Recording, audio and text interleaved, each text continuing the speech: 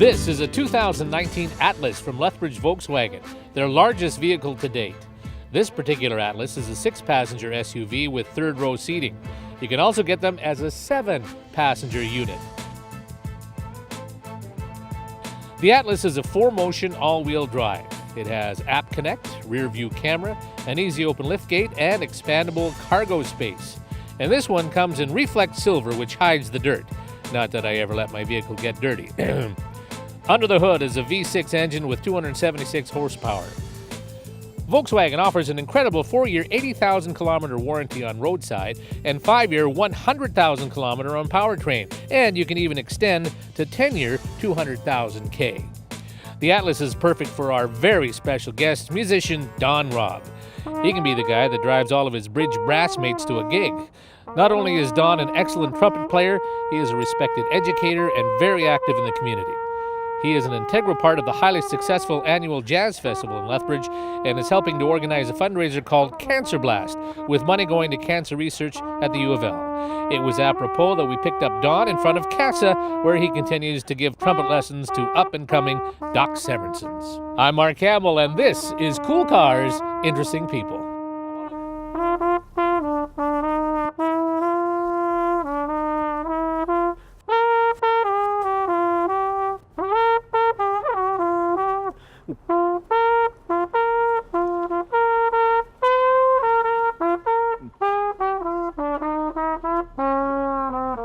I like that. You want to go for a ride then? Sure. What's your name? Dawn. Come on in, Don.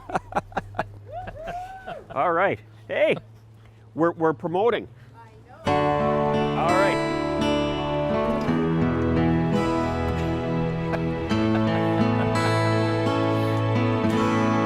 This is a nice vehicle. So is this my free prize? Is that? This is, you get this. Okay. This is free use of this for the next 15 minutes. All right. Very Congratulations. good. Okay. This actually is the biggest Volkswagen they ever made. Yeah. This is this one is a 6-seater. Mm-hmm. So you can get your whole, I guess, septet. Yeah. No, yeah. Good. Or yeah, but you can also get 7. Uh-huh. No, that would be a septet. What's a 6? Sextet is sextet. There you go. Yeah. Okay. So that would be good. Yeah. I think you do. So how do you like this? This is the 2019 brand new. It's nice. Yeah. Very nice vehicle. Yeah. And because you're a Volkswagen guy, you said Yeah. that's what Well, I remember my first vehicle was a 1966 Volkswagen Beetle, bright red. Really? So that was my first one. But even before that, we'd gone down east to visit my aunt and her family down there, and my uncle drove. Well, he called it a Volkswagen bus, but it was, and this would have been in the late '50s. So it was one of the early Volkswagen, the hippie hippie things. Yeah, when it's rock and don't come walking. Yeah. So that was way before the hippies even. That would have been about like 1958 or 59, something like that. Yeah. So. Yeah, nice. And yeah, and so that kind of like that, and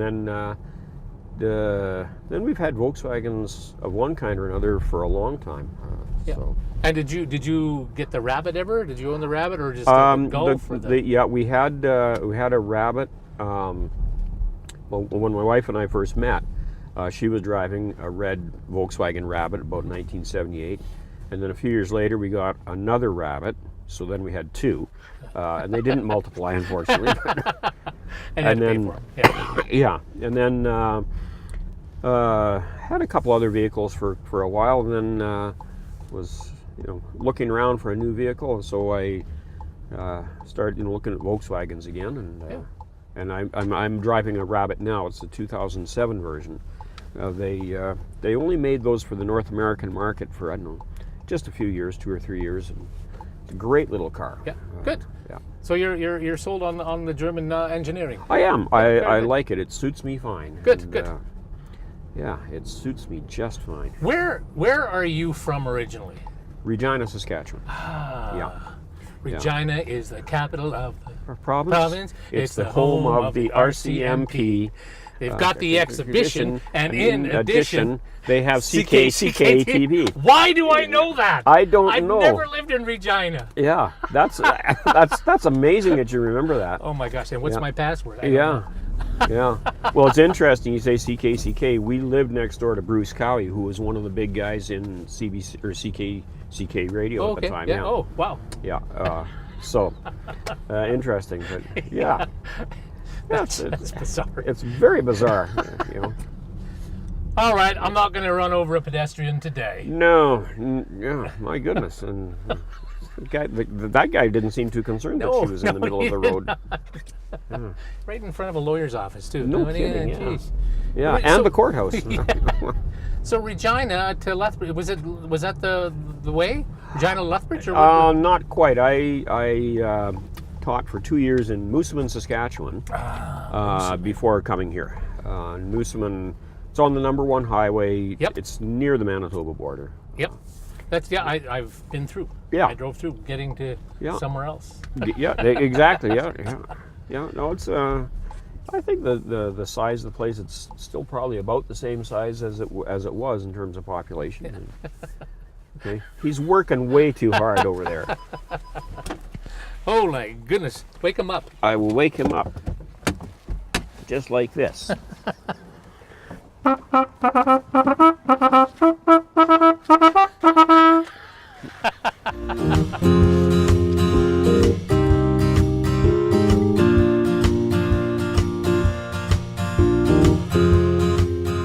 right. Don Robb, welcome to Java the Hut. Thank you. Glad to be here. Thanks for doing this. So we've decided you went from Regina to Moosomin to what? To Lethbridge. To Lethbridge. How did you do Moosomin to Lethbridge? A job came open teaching here in town, and somebody who had also moved to Lethbridge at the time knew me and said, "Well, gee, there's this job, so are you interested?" So I was, and in my youth back in Regina, we played in they were community bands because that was before they had school band programs in Regina. And the band I was in was the Kiwanis band. Right, sure. And for during my high school years, every summer we would do a trip. We would hit Swift Current, Medicine Hat, Lethbridge, and Cranbrook to do all the parades and the exhibitions and stuff. So so I was here a few times and I really liked the place. Lethbridge, Cranbrook, Medicine Hat. There we go. Going Running back to wherever. Yeah. And actually, Moosomin is in that song. Yes, that's right. Yeah. No, so which job did you get? Which one was that? I was taught at Churchill High School. Churchill, okay. Yeah. And then you just stayed. I stayed around. For a little while, I worked for a music store for a little while. I thought, well, I'll try that, and so I did that for a while, and then came back here to do teaching. And, Where did you get your teaching degree? Was it University of Regina? It was Regina. Yeah. Okay. So yeah. So what does Lethbridge mean to you now in all these years that you've been here? Lethbridge is home. Yeah. It absolutely is. I've got so many connections here now. Yeah. Been here for a long time. Just a little over 40 years now, Wow.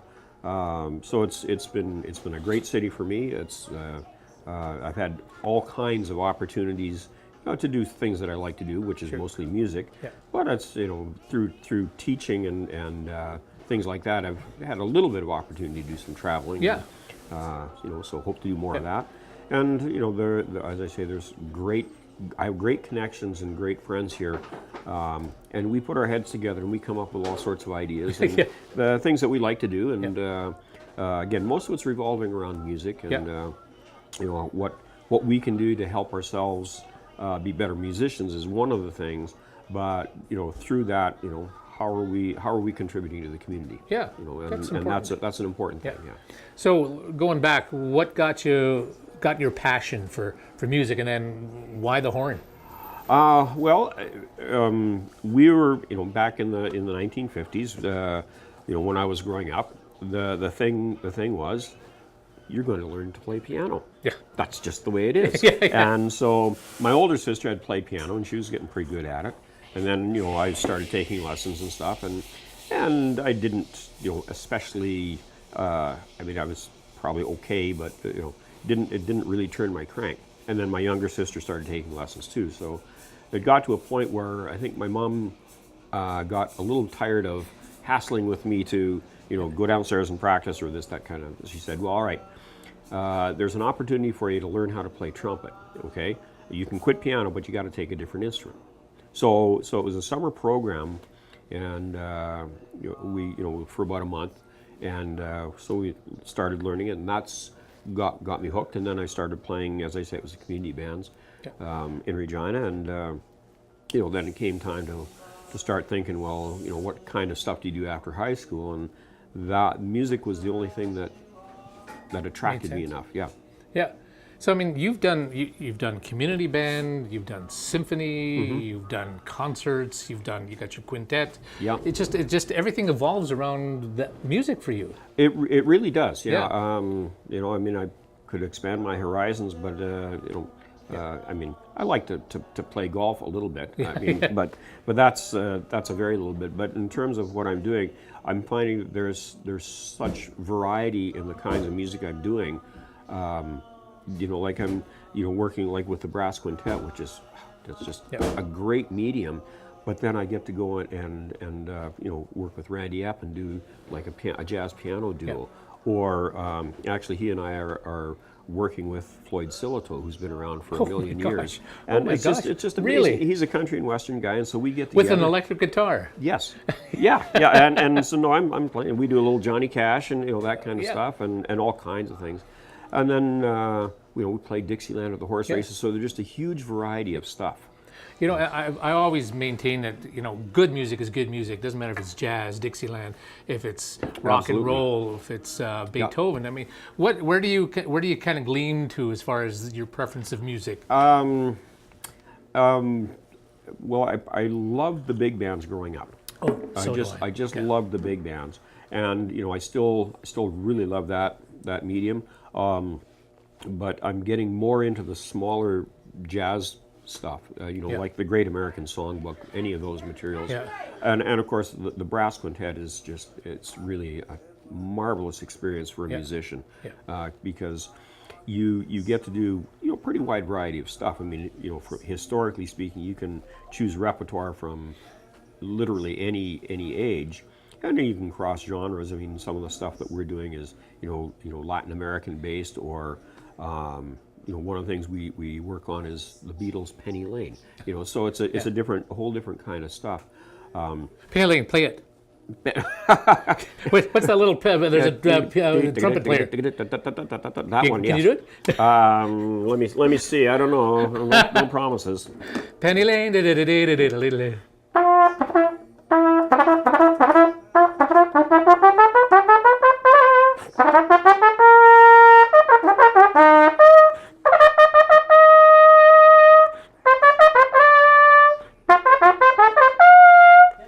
Berry Lane. Yeah, something like that.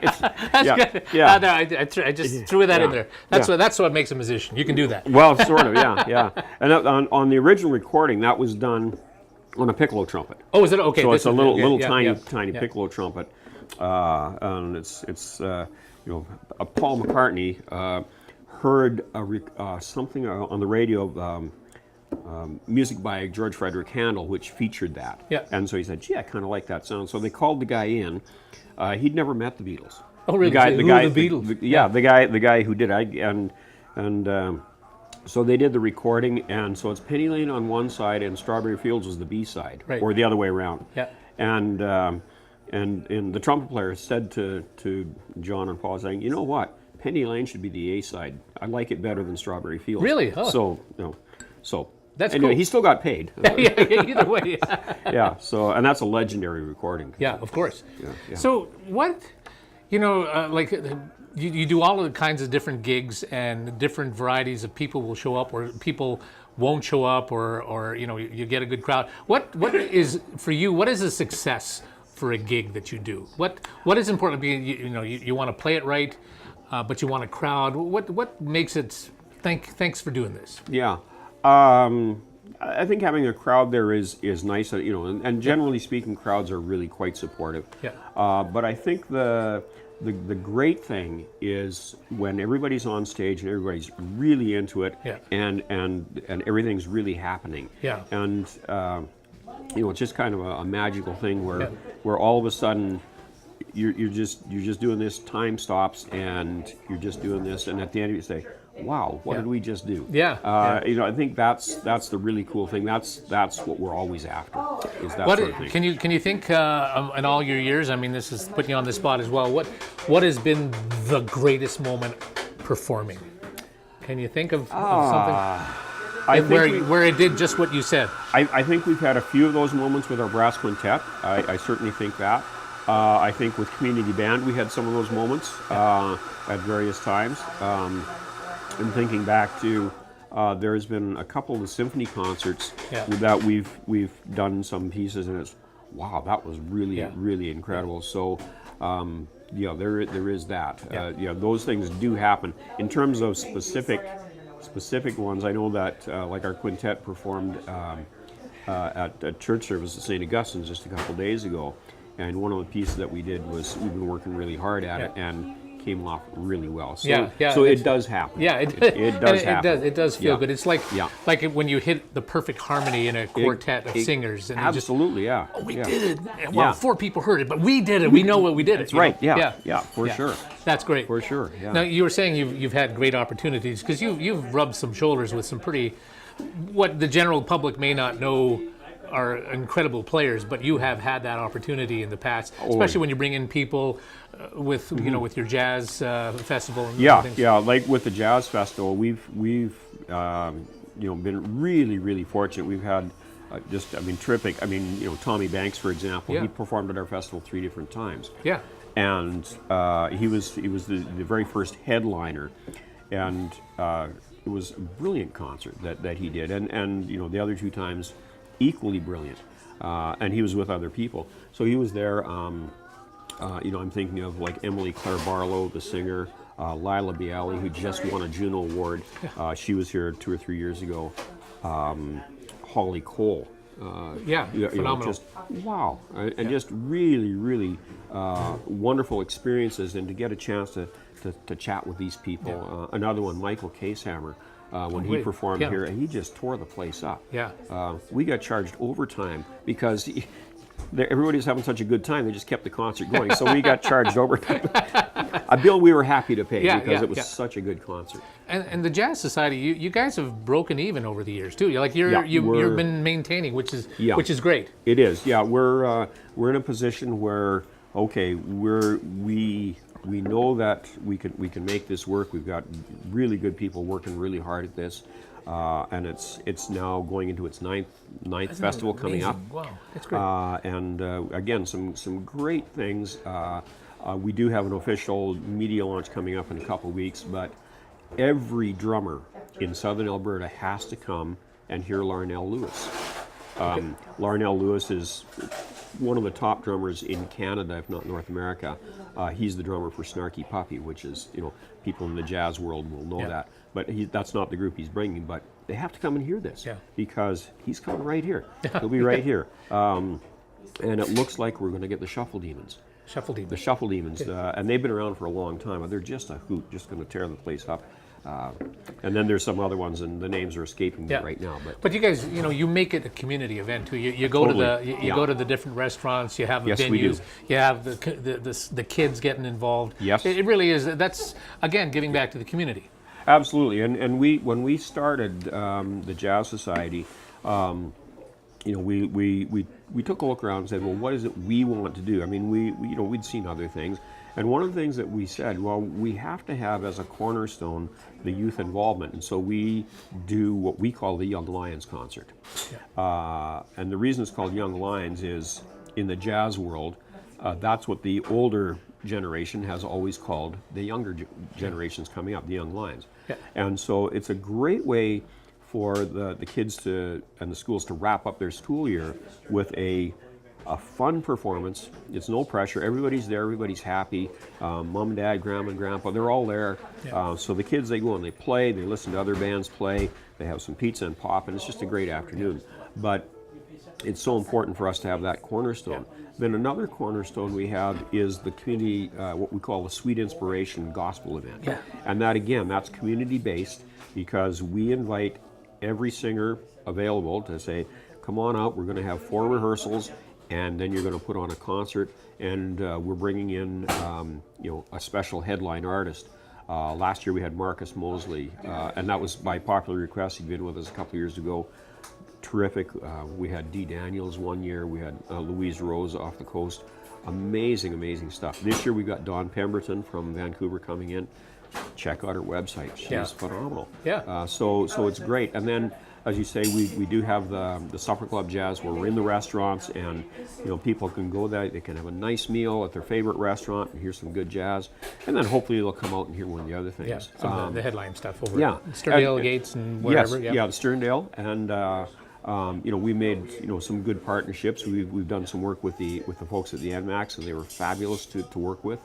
We're going to use a smaller venue than the NMAX this time, but they were so good to us out there. Yeah. And then we've also made a great partnership with Nikiyuka Japanese Gardens. Right. And that's been a terrific partnership for us and for them.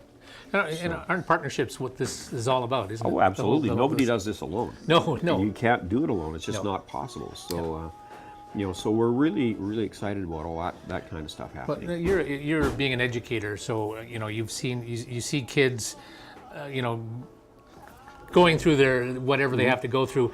Music often is a way for them to connect with everybody, isn't it? I'm sure you see that over and over again. Yes. Where they come out of their shell and they become the people who they are. Yeah, that's absolutely true.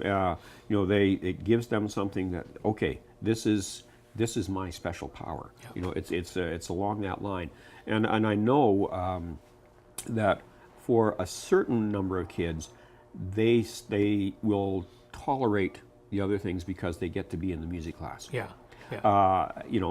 Tolerates maybe a strong word, but it's one of those things. It makes, okay, I can go through math class even though that's not where my head's at, but I know I've got choir, I've got band, or a jazz band. That's where I really want to be. But so it's really important that way. And the other thing is that music is just it's part of a well-rounded education. It's not just training. It's all about education and saying, how are we making the person a whole person? So I imagine I could see steam coming out of your ears when you hear things like the government or whoever is going to cut some funding for music programs or arts programs. Yeah, I think it's wrong-headed on two counts. Number one, the educational side. I think the music, the arts are just far too important as an educational component in what we do. I think I think that's number one. But the other thing is to start cutting music programs is financially wrong, because if you take a look at it, you get all these kids who are involved in something that is so strong in keeping the community together. I mean, because music, any music group is a community unto itself, and so there is that community. So it strengthens that, but. When the music programs are strong, there's a lot of kids involved in the program, and it's not uncommon in the really strong programs to have 40, 50, 60 kids in a single class. Now, you tell any administrator, I'm going to have 60 kids in one class with one teacher. Yeah. All right.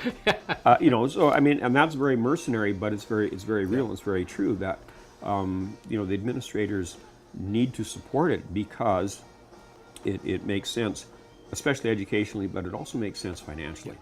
What about as you going through school when it said, we've got an opportunity to go to Europe with the band, fork over a whole bunch of money, kids. Yeah. I mean, it's a tough situation, but that is a tough one. Yeah, and it's a little different. I mean, the band trip or the choir trip, they're important because they're really good community building things in terms of getting the kids together and giving them a focal point for doing some good work. What we usually like to see is that, okay, you are going because you're going to perform someplace, you're going to receive some adjudication, or you're going to hear some other great groups. So the educational component or the learning in that regard has to be very important. The financial side is a tough one because not everybody's in a position where they can afford that, or they might say, you know what, love to go to Europe or wherever it is, but the family is going as a family, so we have to pick one or the other. Yeah. So there is that. So that's always been a tough one. And and doing some of the big trips, Yeah. it's great fun. Yeah, but you got to do the bottle drives, sell chocolates. There's whatever. all kinds of there's all Yeah. kinds of stuff that has to go along with Yeah, it. yeah. To make it work and make it viable. And again, that's to a certain extent community building, because there's one student who will say, well, I've got no problem going out and doing the bottle drives and whatever it is. And they're maybe in a financial position where they could actually just write a check for the whole thing. Yeah. But then they realize, okay, this isn't just about me going. If the band's going to go, then the tuba player and the trombone player also have to come along. That's And right. so let's Yeah. make it work. Yeah. So it helps people see a bigger picture. Yeah. All right, I can't do an interview with you without saying Performing Arts Center. Performing Arts Center. Go. Okay. The Performing Arts Center is closer and closer and closer. We know that the City Council has made a commitment of several $1 million to get things going. But to go back a little bit, starting in the late 90s, there's been at least 4 committees put together to promote the idea of a new performing arts center.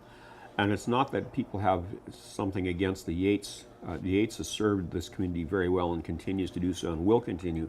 The problem is capacity. It's overbooked. We can't book any more stuff in there. And so we need a good performing arts space, because we just don't have enough room. There are not enough nights available in the Yates. Our population is growing. The number of events that are coming here or that are being produced locally are just, it's just going through the roof. Hey, but we built CASA. What are you talking about? Yeah, well, CASA isn't a performing arts center. CASA is a wonderful place. There's terrific stuff there, but it's not a performing arts space. I just say that because you get that all the time. We do. Yeah, Yes, we do. Yeah, and there's a lot of people who are saying, well, yeah, we understand that. I mean, we've got some pretty good sports facilities around here. We need those. We've got good parks, we've got good roadways, we've got all that kind of stuff. This is something that the city needs. Yeah.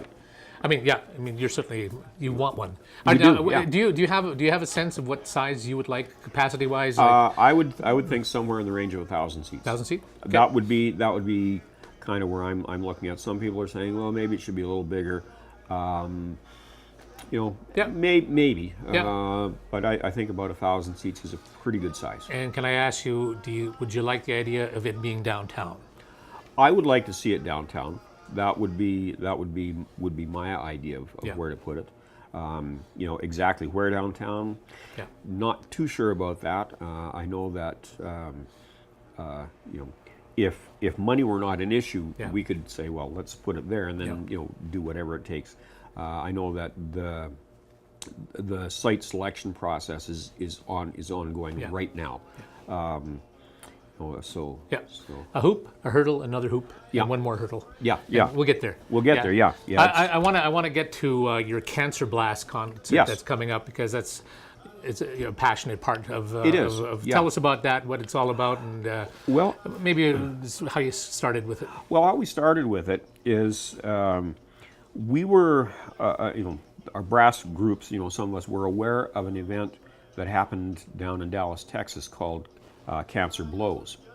And that was developed by a fellow by the name of Ryan Anthony. Now, Ryan Anthony used to play with Canadian Brass, brilliant trumpet player, and he went off the brass, and he's now the principal trumpet in the Dallas Symphony, major orchestra. And then about 5 or 6 years ago, he was diagnosed with multiple myeloma. And he said, well, to heck with this. I'm going to do whatever I can to help fight this. And so he established a foundation to raise money for cancer research.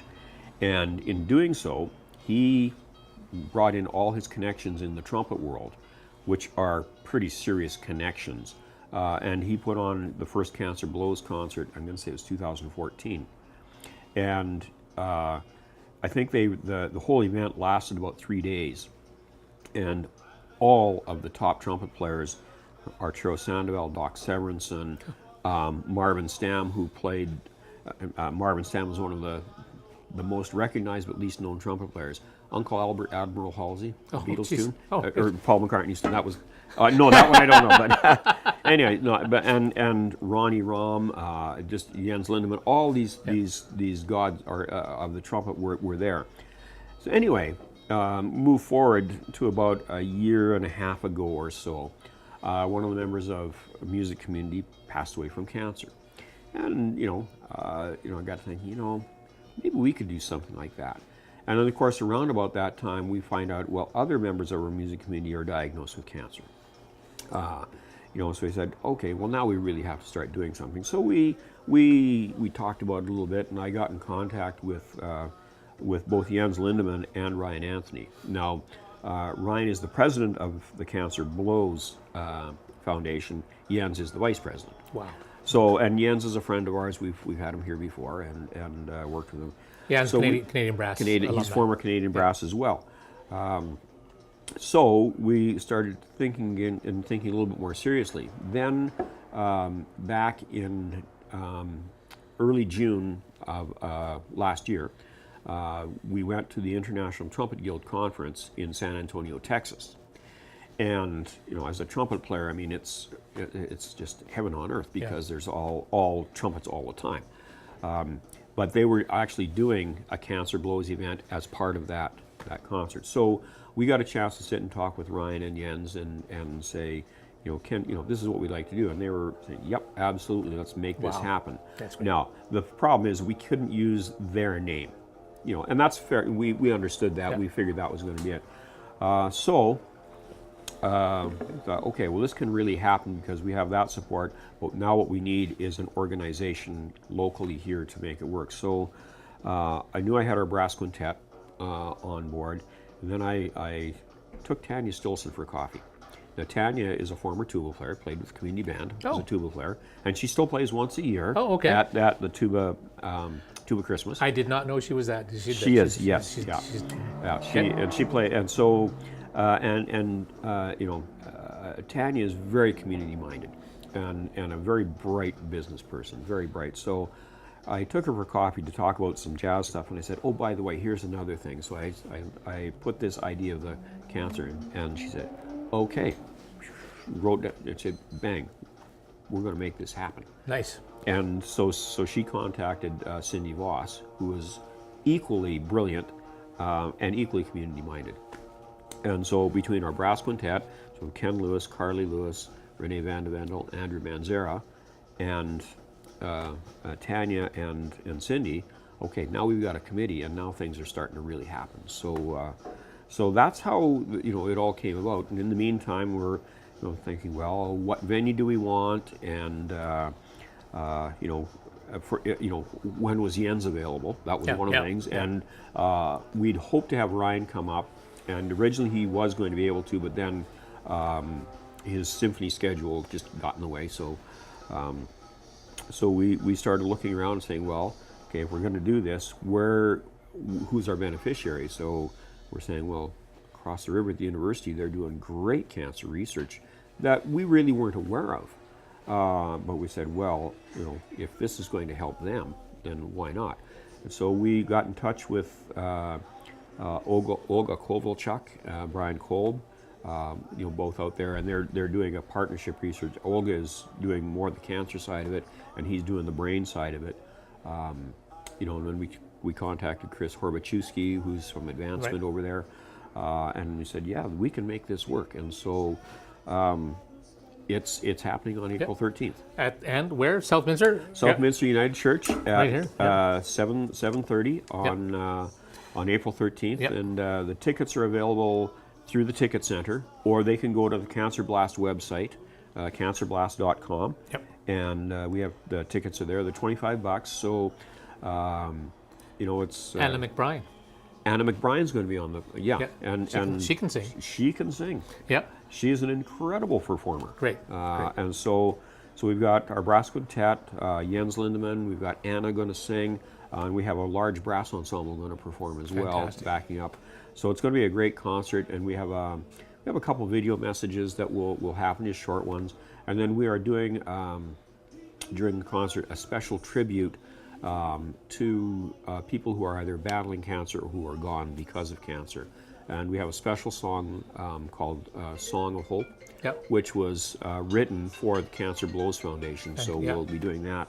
And we think that'll be a particularly nice moment within the program. So we're really excited about it. We've been having great support in terms of just some general fundraising to go towards the cancer research, and then the price of the tickets is going to go towards that as well. Yeah, that's great. So we think sounds pretty exciting. I think it is. Yeah, we're pretty excited about it. Good stuff.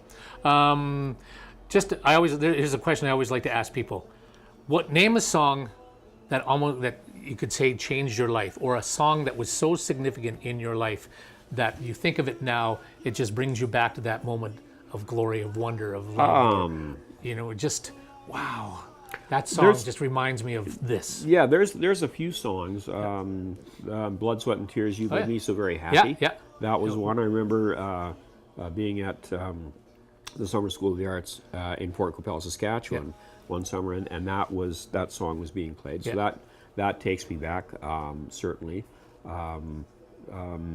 Send in the Clowns. Really? The Stephen Sondheim song. And I'm not sure why that is. Just, that one just... What does it bring you back to? I'm not even sure, but just, really? I think it was actually listening to it being performed. I was watching a TV show. This is when I was back in Moosomin. That's what it really brings me back to. But I've heard it in many other ways. So Wow. So a few things like that. You would have played in a little night music doing that song too, would you? Yes. Yeah. Yes. Oh, okay. That's cool. Yeah, we did. So. Those are a couple. I mean, I'm sure there's many. Yeah. Final thoughts about life in Lethbridge, your career, love, laughter, joyness, kids, trumpets. Yeah. No, there's been lots of great things. I've got, as I said, so many good connections around here. I can't think of a better place to be. Fantastic. Yeah. Don Robb, thank you so much. Thank you so much, Mark. You bet.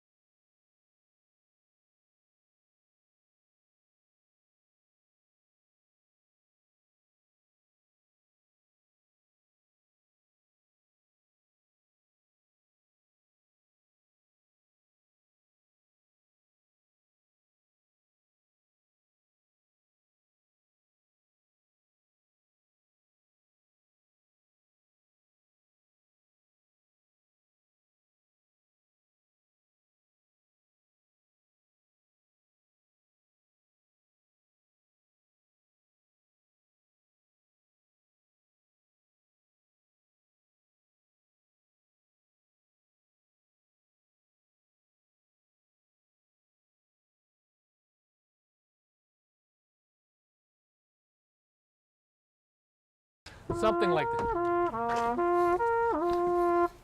Mother. Jeez.